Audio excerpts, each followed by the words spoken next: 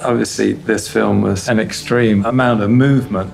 And the idea was to have something that was really kind of this remorseless, solid frame going across the landscape. That informed us about the look of the whole film. It's a real-time story, and you're following basically two characters. They're always moving, just about always moving. This is conceived as a single shot in real time. A couple of people have said about the film, wouldn't it have been just the same if there'd been some cuts? But that wouldn't have had the effect that Sam was after.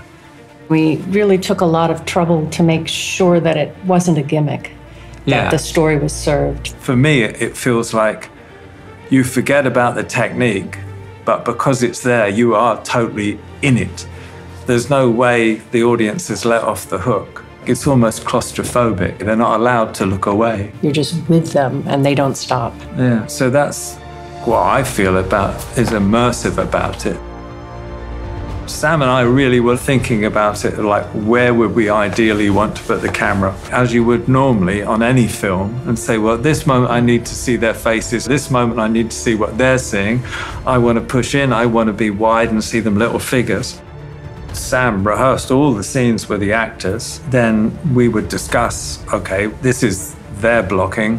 How do we want to cover that? Once we'd figured and laid down that, in a lot of detail actually, James was like, let's look into how we can move the camera. What techniques do we want to explore? You know, so then we spent a couple of months, didn't we, really? Testing. We went through every possibility, you know, before we settled on 4 basic rigs, you know. The actors were great because they always wanted to do every rehearsal. Even when we were just technically testing rigs, they would want to come and do the scene for us, you know. So by the time we actually came to shoot, the shot was so laid out, it was like second nature. We were happy, obviously, when we got the first prototype because, you know, everybody needed to put it into the workflow. Yeah. And we got 2 quite early on. I was getting so neurotic about, you know, we've got this camera, I didn't want somebody to drop it, you know. So we kept it in a box quite a lot, didn't we? Yeah. Because we realized there weren't that many, you know. We couldn't just order up another one if we dropped one or something went wrong. And we needed 2 because we were building 2 rigs. You have so little cloud that you have to go one after another after another. You can't wait and build up another rig. I love that, the Alexa, the sensor, the color sensitivity. We did do some tests on the Mini. On the same day, we had done some on the Mini LF. So we were looking at the results side by side, and there's something about the Mini LF. You get higher resolution, which is what Sam initially wanted, but I wanted a shallower depth of field, and I wanted the feeling of a slightly, in normal terms, of a slightly longer lens like the 40. I didn't want that sort of distortion on the face that you get with a wider lens. For me, that was a choice of the LF. I'd say 99% shot on a 40mm Signature Prime, but there was a couple of shots on... Yeah, on the 35 and the 47. Yeah, in the river, we shot some of it on a 47 because I wanted to lose the background a bit more. And in the German basement, we used a 35 because I wanted the feeling of the tunnel a bit more. The other big bonus for me was the LF. I could rate it at 1600 without... Yes, you love that. Well, I did, because there's all the night scenes and the interiors. There's quite a lot of footage at night and in those little bunkers. I really needed that speed so I could give Andy a little bit of depth. The first bunker, it's lit by these oil lamps. Well, the oil lamps are dummied with electric bulbs. But they're 500-watt bulbs dimmed down. I would have been shooting wide open if I'd been at 800. The night scenes in the interiors, I wanted to shoot around, I guess, around 2.4. And then the day exteriors, I wanted to shoot 3.5 to 4, but sometimes I was shooting at 5.6, probably.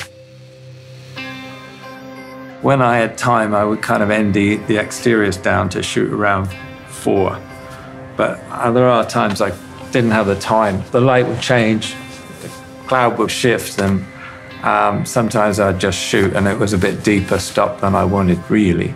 We usually had an interior ND on, like a 6 or something, and then we would put something on the front as well, so that would give us the flexibility of change as the light changed. There was no color shift at all. So it was a real bonus. You know, with a regular old-style ND, your image would be green and really ugly. I jumped into the Trinity having some experience with the traditional Steadicam and stabilized remote heads, all the handheld gimbals when they came into the market. And once I saw the Trinity, it was the perfect transition, really. What's unique with the Trinity, it's like the hybrid design of the rig, where it builds on the fluidity the traditional Steadicam will give you, and you combine that with the precision of a remote head. This combination is pretty amazing. I mean, the placement of the camera used to be restricted with traditional systems. Now with the Trinity, it really allows the operator to really explore the whole space around you. It's not only about the booming range per se, but you are able to push forward and then utilize the whole space around you. And that translates really to just more versatility in terms of what shots you can offer. Sometimes we would go, you know, the Trinity would work better there, and replace it. The stabilized nature of the rig, that's where it mimics dolly, or it can carry on a dolly shot. The camera is always floating. It's that feeling that you're on a dolly. That's what seems so impressive to me about it. The takes were mainly set around the performance, so they had to be very long, simply because you didn't want to break the performance, and there was no you could put a fake cut. The pressure built as you got towards the end of a shot, and if you knew it was good, if it felt good up to like the 6th minute, then it was like, oh no, it's just get the 7th, now I've got to make this move or this move to finish, and it's got to be on the button because it's either got to match what we've shot or it's got to be ready to match what we're going to shoot, you know. Yeah, and then of course there's the pressure of the fact that we've got this cloud now, but if we don't get this take and we go back to do it again, we might have sun. So it was a lot of pressure. We couldn't have asked for anything more than what we got from ARRI Rental. Yeah, the testing time we had. You know, I mean, we were there months and everybody was so helpful and great. And they probably wonder what the hell we were doing, actually. Well, there's not a single shot in the film we could have done with a bigger camera. It's very robust, but also at the same time, delicate, stabilized system wouldn't operate with a heavy camera. Even some of the wire shots, where, you could have used a Panaflex or whatever, but the camera starts being handheld, so then it's put on the wire. So, you know, it's all like state-of-the-art gimbal work and camera rigs, but it's also some CGI state-of-the-art as well.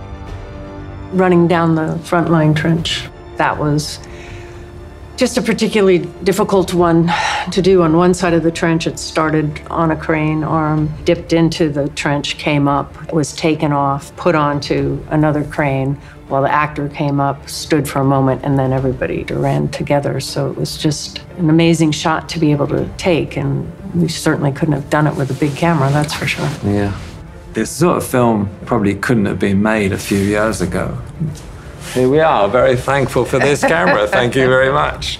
Certainly served our purpose very well.